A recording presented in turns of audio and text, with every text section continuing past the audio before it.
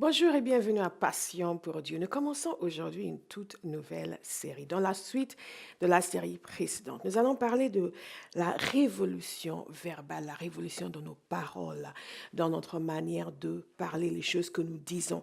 Nous allons voir la puissance de nos paroles, l'impact que ce que nous disons peut avoir sur nos vies et comment configurer nos vies en configurant notre langue.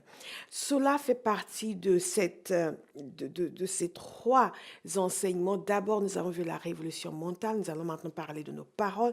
Ensuite, nous allons parler de nos actes. Si nous arrivons à mettre ces trois en phase avec Dieu, nos vies seront complètement changées, révolutionnées. Notre relation avec Dieu va passer à un niveau supérieur. Et en réalité, nous allons accomplir la volonté de Dieu pour nos vies. Et c'est important de le savoir. Dans Révolution mentale, nous avons vu les schémas de pensée, nous avons vu les choses qui nous amènent à penser différemment de Dieu. Nous avons vu aussi comment changer notre manière de penser pour commencer à penser comme Dieu pense. Et lorsque nous commençons à penser comme Dieu pense, naturellement, nous commençons à parler comme Dieu parle.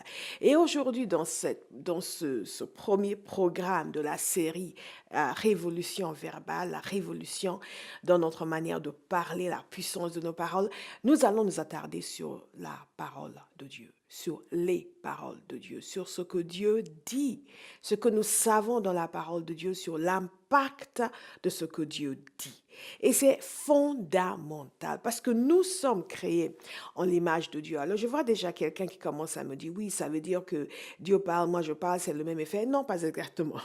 Nous ne sommes pas Dieu. Mais il y a des éléments que Dieu a communiqués à l'homme. Il y a des processus que Dieu a mis en place. Et nous allons en parler beaucoup plus tard, des processus que Dieu a mis en place, des éléments importants que nous devons intégrer dans notre fonctionnement en tant qu'enfants de Dieu. Et si aujourd'hui vous n'êtes pas encore chrétien, sachez que la porte est grande ouverte. Jésus est venu ouvrir la porte à tous. C'est ce qui est extraordinaire. Nous ne sommes pas chrétiens parce que nos parents le sont. Nous ne sommes pas chrétiens parce que nos amis le sont, ni même parce que notre mari ou notre épouse l'est. Nous le sommes parce que nous faisons une rencontre avec Jésus. Et cette porte est grande ouverte aujourd'hui. Jésus est venu pour tous. Il est venu pour vous. Il est venu pour que vous connaissiez Dieu. Il est venu pour enlever tout ce qui vous sépare de Dieu. Il est venu pour balayer vos péchés, les nettoyer, les enlever et enlever de vous le fardeau de la culpabilité. Jésus est venu pour libérer. Alors, attachons nos ceintures et partons ensemble en voyage pour découvrir comment Dieu parle, comment nous parlons, comment nous sommes censés parler, ce que la parole de Dieu dit sur nos paroles et l'impact de nos paroles et l'impact et la manière de changer notre façon de parler. Dans Hébreux 11, verset 3, il nous a dit ceci: par la foi, nous comprenons que l'univers a été harmonieusement organisé par la parole de Dieu. La version Louis II dit a été formé par la parole de Dieu, a été harmonieusement organisé par la parole de Dieu, et qu'ainsi le monde visible, écoutez bien, tire son origine de l'invisible. Le monde visible tire son origine de l'invisible. Par la foi, nous comprenons, nous dit une autre version, que l'univers a été formé par la parole de Dieu, de sorte que le monde visible n'a pas été fait à partir des choses visibles. C'est une phrase clé, c'est une phrase extraordinairement vraie. Le monde visible tire son origine de l'invisible. L'invisible étant la parole que Dieu a prononcée. Dieu a dit que la lumière soit et la lumière fut.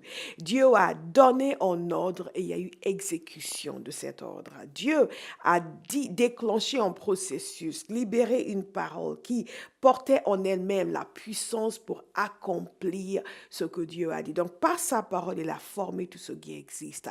Dieu n'a pas formé avec ses mains les étoiles, il ne les a pas dessinées, il a donné un commandement et les choses sont venues à l'existence. Pourquoi? Parce qu'il a en lui-même la puissance et la capacité d'action pour faire en sorte que ce qui n'existe pas prenne vie. C'est pour cela que la parole de Dieu nous dit que Dieu appelle à l'existence ce qui n'existe pas. Donc, il a appelé à l'existence. Pensez-y, il a appelé à l'existence. Il a dit que la lumière soit. Il a appelé à l'existence. Et la lumière n'existait pas, mais elle est venue à l'existence. Elle est devenue concrète. Elle est devenue réalité. Non pas parce qu'il y a des un dessin qui a été fait, non pas parce que Dieu s'est assis pour dire, OK, si j'ajoute tel élément, à tel, non, parce que Dieu a parlé. La matière a pris forme, l'énergie a commencé à exister simplement parce que Dieu a parlé. La vie a pris forme, la vie est devenue réalité parce que Dieu a parlé. Vous et moi, nous sommes devenus réalité, l'être humain, parce que Dieu a parlé. Nous sommes le résultat de l'invisible. Nous sommes des êtres visibles. La matière est visible. Tout ce que nous touchons est visible, mais est venu à l'existence à partir de l'invisible. Donc, il y a un monde invisible. Il y a une réalité invisible. Nous vivons dans un monde palpable, touchable, mais ce monde n'est pas la réalité, la fin de la réalité. Ce monde matériel. Nous ne sommes pas des matérialistes qui ne croient que ce qu'ils peuvent toucher, que ce qu'ils peuvent palper, que ce qu'ils peuvent percevoir avec le sens naturel. Nous sommes des êtres spirituels. Il y a un monde spirituel qui existe. Et le monde spirituel est celui à partir duquel ce qui va exister dans le naturel est appelé à l'existence. C'est très important de le noter. Donc, ce sont les paroles de Dieu qui ont déclenché la manifestation d'une réalité visible. Le visible est donc produit par l'invisible et cet invisible est lié à ce qui est dit. Et donc Dieu prononce une parole et par ce fait, il libère la puissance nécessaire pour l'accomplissement de cette parole. Et souvent, les gens vont dire, mais je ne comprends pas comment les choses comme ça peuvent se passer. C'est juste une parole. La parole, ce n'est rien. Non, la parole n'est pas rien parce que c'est quelque chose qui n'est pas visible, mais c'est quelque chose qui produit le visible. Et c'est ainsi que Dieu a créé le monde. Ce qui est intéressant, c'est que dans Ésaïe 55, au verset 11, il nous a dit ceci, et je vais vous lire tout ce passage, cela commence au verset 10 jusqu'au verset 11. Et je vous demande d'écouter attentivement. J'ai plusieurs versets à vous lire aujourd'hui parce que nous ne sommes pas pressés. Nous voulons parler de la manière dont Dieu parle et l'impact de ce que Dieu dit. Et nous allons voir ensuite ce que Dieu a mis dans l'homme et comment nos paroles aussi ont un certain impact, pas le même que celui de Dieu, mais ont un certain impact parce que ça nous permet de réfléchir sur notre manière de parler et sur l'impact que nos paroles sont en train d'avoir sur nos vies. Écoutez bien, Ésaïe 55, au verset 10. Or, la pluie et la neige qui descendent du ciel n'y retournent jamais sans avoir arrosé et fécondé la terre. Vous êtes d'accord? Lorsqu'il pleut, lorsqu'il y a la neige, la pluie ne s'en va pas à mi-chemin, elle descend un peu, non, je retourne là-haut, non, elle descend jusqu'en bas. C'est un fait naturel, on n'y pense même pas, c'est tellement naturel. C'est inconcevable que ça se passe autrement, vous êtes d'accord avec moi? C'est quelque chose qui se passe, c'est pas la nature même des choses. La pluie tombe, la neige tombe, c'est normal que ça aille jusqu'au sol. Le fait même qu'on vous dise la chose, vous faites, pourquoi tu me dis ça? Mais c'est une évidence. Voilà, c'est ce que nous sommes en train de voir dans ce passage. Il y a des choses qui sont une évidence. C'est une évidence que lorsqu'il pleut, la pluie va aller jusqu'au sol.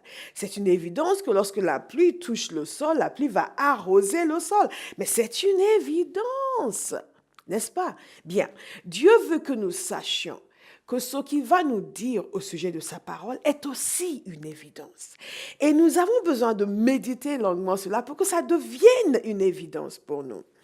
Écoutez, donc, or la pluie et la neige qui descendent du ciel n'y retournent jamais sans avoir arrosé et fécondé la terre, sans avoir fait germer les graines qui s'y trouvent. C'est une évidence. Sans fournir au semeur le grain qui doit semer. C'est une évidence. Et sans donner du pain à tous ceux qui le mangent. C'est une évidence. Il en sera de même. Voilà. Tout cela, c'est une évidence. Pourquoi Dieu en parle? Pourquoi la parole de Dieu nous parle des choses qui sont tellement évidentes? Vous allez voir pourquoi. Il en sera de même de la parole que j'ai prononcée. C'est Dieu qui parle. Il en sera de même, exactement comme la pluie. qui ne retourne jamais au ciel sans avoir arrosé la terre, sans avoir fait germer les plantes. Exactement comme ça. Il en sera de même de la parole que j'ai prononcée. Ah ah, nous commençons à comprendre. Elle ne reviendra jamais vers moi à vide. La traduction second 21 nous dit sans effet. Elle ne reviendra jamais à vide. En d'autres termes, la parole que Dieu envoie est censée accomplir quelque chose. Et elle ne va pas retourner vers lui à vide, sans porter le résultat. Écoutez. Donc, sans avoir accompli, je reprends la lecture, sans avoir accompli ce que je désirais. Dieu a un désir, il prononce une parole, et la parole accomplit ce désir. Je répète, Dieu a un désir, il prononce une parole, et sa parole accomplit son désir. Que la lumière soit, et la lumière fut. Il avait le désir de voir la lumière, il a prononcé la parole, et sa parole a accompli ce désir. Et elle est revenue à lui remplie, ayant accompli ce que Dieu désirait. Écoutez bien. Et sans avoir atteint le but que je lui ai fixé. La parole de Dieu ne reviendra jamais à lui sans avoir atteint le but que Dieu lui a fixé. Toute parole qu'il prononce a un objectif. Toute parole que Dieu prononce a un objectif. Dieu ne fait pas la causerie, Dieu ne fait pas du papotage, il ne raconte pas non plus des histoires. Quand il prononce une parole, cette parole a une mission. Elle doit accomplir un objectif. Et il déclare ici que de la même façon que la pluie a une mission, la pluie est censée arroser. Elle ne va jamais dire non, je ne veux pas arroser, je retourne au ciel. Non, de la même façon que c'est une évidence que la pluie va arroser, c'est une évidence que la parole de Dieu qui est envoyée va accomplir ce pour lequel elle a été envoyée. Écoutez, nous n'avons pas fini. La pluie et la neige descendent du ciel. Au verset 10. Et n'y retournent pas sans avoir arrosé la terre, sans l'avoir fécondée, je suis en train de vous lire une autre version, et avoir fait germer ses plantes. Il descend du ciel. Il n'y retourne pas sans avoir arrosé la terre, sans l'avoir fécondée et avoir fait germer ses plantes, sans avoir fourni de la semence au semeur et du pain à celui qui mange. Il en va de même pour ma parole. Celle qui sort de ma bouche, dit Dieu, elle ne revient pas à moi sans effet, sans avoir fait ce que je désire et rempli la mission que je lui ai confiée. C'est extraordinaire.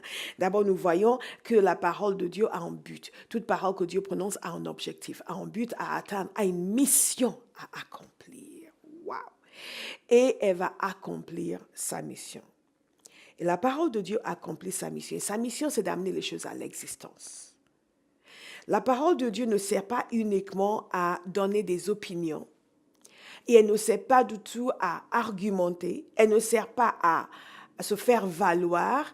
Elle ne sert pas à montrer son savoir. Elle ne sert pas à faire avancer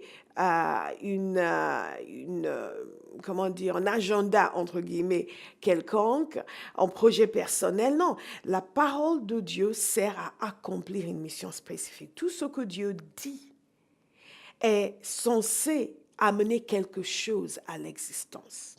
Lorsque Dieu a parlé, a appelé la terre à l'existence, ces paroles qui ont été libérées étaient censées amener la terre à l'existence et ça a fonctionné. La terre est venue à l'existence. Tout ce que Dieu dit. Et ce passage souligne ce fait. Nous devons nous attendre constamment à ce que lorsque Dieu dit quelque chose, la chose s'accomplisse parce que c'est la nature même de la parole de Dieu. Je suis en train de m'attarder longuement sur la parole de Dieu et ce qui caractérise ce que Dieu dit. Ce qui caractérise ce que Dieu dit, c'est l'accomplissement, c'est l'efficacité. Le processus de fonctionnement de Dieu, c'est il a un désir, il lance une parole et la parole accomplit ce désir. Il a un désir, il lance une parole et la parole accomplit ce désir. Nous n'avons pas fini. Quand il s'agit de Jésus maintenant, Jésus dit exactement la même chose. Jésus explique que ce qu'il dit, c'est ce que le Père lui a donné de dire. Alors nous voyons une prolongation. Et c'est là où nous commençons à voir où nous entrons dans cette histoire. Quelle est notre place? Nous pouvons dire oui, mais oui, nous savons, Dieu est créateur, nous sommes chrétiens, ou je ne le suis pas et je vais le devenir avant la fin de cette émission, et je reconnais que tout a été amené à l'existence avec la parole de Dieu. Dieu dit, attendez, on va regarder un petit peu pour que quelqu'un qui m'écoute soit convaincu, ou peut-être vous ne connaissez pas la Genèse, chapitre 1, ou peut-être que vous connaissez, cela fait longtemps que vous ne l'avez pas lu. Regardez avec moi. Au verset 3, au verset 2, la terre était informe et vide. Vous voyez, la terre était informe et vide. Le désir de Dieu, ce n'est pas que la terre soit informe et vide.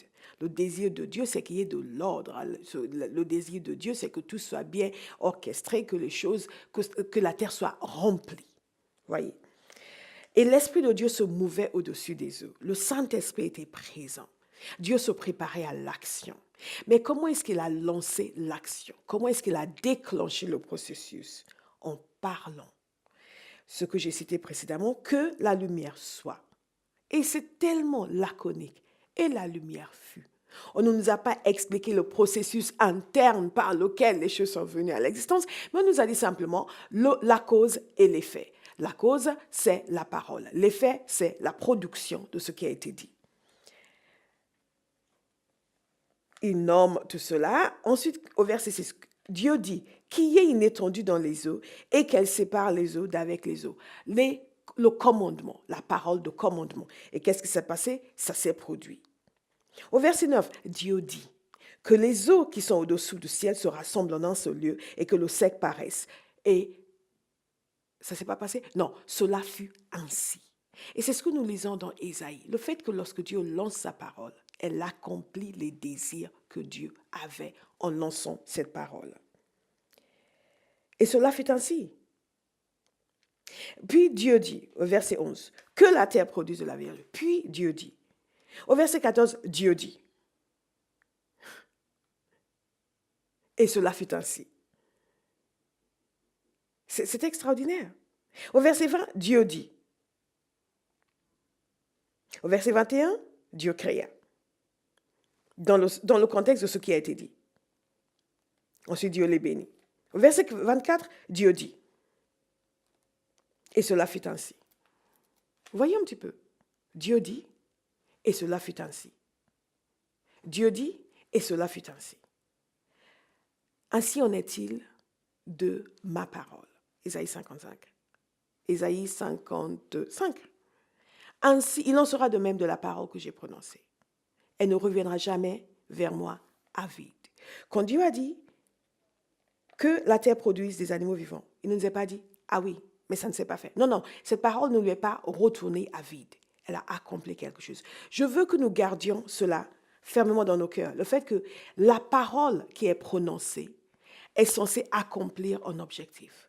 Que la parole qui est prononcée va accomplir un objectif. Que la parole qui est prononcée va amener à l'existence selon le contenu de ce qui a été dit. C'est ce qui s'est passé avec Dieu. Et nous allons voir ce qui se passe avec nous. Maintenant, je parlais de Jésus. Jésus a dit, je ne dis que ce que j'entends dire mon Père. Donc Dieu dit, le Père déclare, et Jésus sur la terre dit exactement la même chose. Donc dans Jean au verset 12, verset 47, Jésus parle, dans les versets précédents, Jésus parle du fait que celui qui l'a vu a vu Dieu.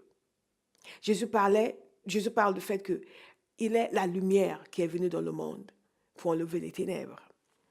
Ensuite, le verset 47, il dit ceci.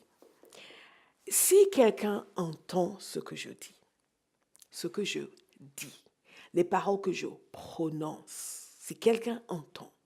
Nous avons vu la parole de Dieu dans la création, le fait que Dieu dit et les choses se manifestent. Maintenant, non seulement Dieu dit en appelant à l'existence ce qui n'existe pas, Dieu parle à des individus des personnes qu'il a amenées à l'existence. Dieu parle à vous, Dieu parle à moi. Et qu'est-ce qui se passe avec cette parole que Dieu donne? Qu'est-ce que cela provoque? Quelle est notre réaction? Qu'est-ce qui se passe lorsque nous suivons cette parole que Dieu dit? Si quelqu'un entend ce que je dis, dit Jésus, mais ne le met pas en pratique, en d'autres termes, ne suit pas. Ce n'est pas moi qui le jugerai, car ce n'est pas pour juger le monde que je suis venu, c'est pour le sauver. Celui donc qui me méprise et qui ne tient pas compte de mes paroles a déjà son juge, qui ne tient pas compte de mes paroles. En d'autres termes, nous sommes censés tenir compte des paroles que Jésus prononce. C'est cette parole même que j'ai prononcée qui est son juge. Elle le jugera au dernier jour. Waouh! Car je n'ai pas parlé de ma propre initiative. Le Père qui m'a envoyé m'a ordonné lui-même ce que je dois dire et enseigner. Or, je le sais bien, l'enseignement que m'a confié le Père, c'est la vie éternelle. En d'autres termes, la parole que je dis, c'est la vie éternelle. La parole que je prononce est puissante. C'est par elle que vous avez la vie éternelle. Et mon enseignement consiste à dire fidèlement ce que m'a dit le Père. Dans la version second 21, il dit ceci, c'est quelqu'un entend mes paroles, mais n'y croit pas, ce n'est pas moi qui le juge, car je suis venu non pour juger le monde, mais pour le sauver. Celui qui me rejette et qui n'accepte pas mes paroles a son juge. La parole que j'ai annoncée, c'est elle qui le jugera le dernier jour. En effet, je n'ai pas parlé de ma propre initiative, mais le Père qui m'a envoyé m'a prescrit lui-même ce que je dois dire et annoncer. C'est extraordinaire. Et je sais que son commandement est la vie éternelle. La parole de Dieu est la vie éternelle. Jésus n'a dit que ce que le Père lui a dit de dire, parce que ce qui est dit est absolument fondamental. Ce qui est dit va produire en effet. Ce qui est dit va nous juger si nous n'y prêtons pas attention, parce que la parole mérite l'attention. Elle est la puissance de Dieu pour transformer toutes les circonstances, transformer l'inexistant en existant, transformer la matière, transformer la vie, amener à l'existence. Elle est puissante pour amener la vie éternelle à l'existence à l'intérieur de nous. Elle est puissante pour nous faire passer de la mort à la vie. Ça se fait par sa parole. Et quand nous l'acceptons, la vie éternelle devient manifeste en nous. Tout cela est créé par la parole de Dieu. La matière est créée par la parole de Dieu. La vie éternelle en nous est créée par la parole de Dieu. Notre propre existence est le fruit de ce que Dieu a dit. Est-ce que vous commencez à suivre? Donc, ce que Dieu a dit est important. Jésus est venu sur terre et n'a dit que ce que Dieu a dit. Tellement c'est important. Ma question est celle-ci. Qu'est-ce que nous disons? Est-ce que nous disons ce que Dieu dit? Quel est l'impact de ce que nous disons? Est-ce qu'il produit la vie éternelle? Est-ce que vos paroles produisent la vie? La vie éternelle, à l'origine que Dieu donne, est produite par la parole de Dieu. Mais est-ce que vos paroles nourrissent cette vie en vous? Est-ce que vos paroles alimentent les choses de Dieu en vous? Est-ce que vos paroles sont en coopération avec Dieu? Est-ce que vos paroles reflètent une vie remplie de Dieu? Toutes ces choses, nous allons examiner par la suite parce que nous avons besoin de nous y attarder. Jésus a aussi dit ceci dans Jean 6, verset 63. C'est l'esprit qui donne la vie. L'homme n'aboutit à rien par lui-même. Les paroles, écoutez, que je vous ai dites sont esprit et vie. Les paroles que je vous ai dites sont esprit et vie. Les paroles que je vous ai dites sont esprit et vie. Jésus met l'accent sur ces paroles. D'abord, la correspondance entre ces paroles et les paroles du Père. Ensuite, l'utilité des paroles qu'il prononce, l'impact, la vie éternelle, la production de la vie de Dieu dans l'être humain, la création de la vie de Dieu dans l'être humain, la création de la nouvelle naissance dans l'être humain est le fruit de la parole que Dieu prononce. Et donc la suite de l'acceptation par l'humain de ce que Dieu dit. Quand Dieu a appelé le monde à l'existence, lui, il appelle à l'existence ce qui n'existe pas, tout lui a obéi. Mais il y a maintenant l'être qui est créé en son image, l'être qui est déchu, l'être qui est séparé de lui, qui peut être réconcilié s'il accepte la parole que Dieu prononce. Et donc, réconcilié avec Dieu, devenu enfant de Dieu, né de nouveau, nous continuons à vivre par la parole de Dieu. Jésus a dit ceci: l'homme ne vivra pas de pain seulement, mais de toute parole qui sort de la bouche de Dieu. Toute parole que Dieu prononce doit être la substance de nos vies. Donc, cette parole que Dieu prononce, non seulement continue à agir dans la création, parce qu'il soutient toutes choses par sa parole puissante, mais cette parole que Dieu prononce doit agir en nous. Mais dans notre cas, elle n'agit pas en nous à notre insu ou contre notre gré. Elle agit en notre faveur, heureusement, même lorsque nous ne le savons pas. Mais là où Dieu nous amène, c'est dans un processus de coopération avec sa parole. Jésus parle de celui qui entend ses paroles, qui les croit. Celui qui entend ses paroles et qui les met en pratique. En d'autres termes, une coopération entre l'homme et Dieu. Une coopération de Dieu avec l'homme en matière de parole de Dieu. C'est pour cela que la parole de Dieu nous dit et aussi que la manière de venir au salut, c'est de croire dans son cœur et de confesser de sa bouche. En d'autres termes, que les paroles de l'être humain deviennent les mêmes que les paroles de Dieu. En d'autres termes, que Dieu dise quelque chose et que l'humain répète ce que Dieu dit. Dieu dit, nous avons vu que la parole de Dieu est puissante, la parole de Dieu est pure, la parole de Dieu est sainte, la parole de Dieu reflète le caractère de Dieu. La parole de Dieu amène à l'existence le désir de Dieu. Dieu parle à l'inexistant. Et la matière existe, et l'énergie vient à l'existence, et tout ce qui est touchable et palpable vient à l'existence. Et maintenant, Dieu a amené à l'existence un être humain doté de volonté. Et pour amener les choses à l'existence dans la vie de cet être humain, Dieu maintenant veut que l'être humain dise la même chose que lui. Confesser, dire la même chose que Dieu. Jésus a dit la même chose que Dieu. Par conséquent, ce qu'il a dit sur terre, tout en ayant pris une forme humaine, ce qu'il a dit sur terre a produit la vie. Ce qu'il a dit sur terre a produit la guérison. Ce qu'il a dit sur terre a produit le pardon. Ce qu'il a dit sur terre a produit le désir de Dieu. Donc la parole de Dieu dans la bouche de Jésus ne lui est pas retournée à vide. Elle a accompli ce pour lequel elle a été envoyée. Elle a accompli sa mission.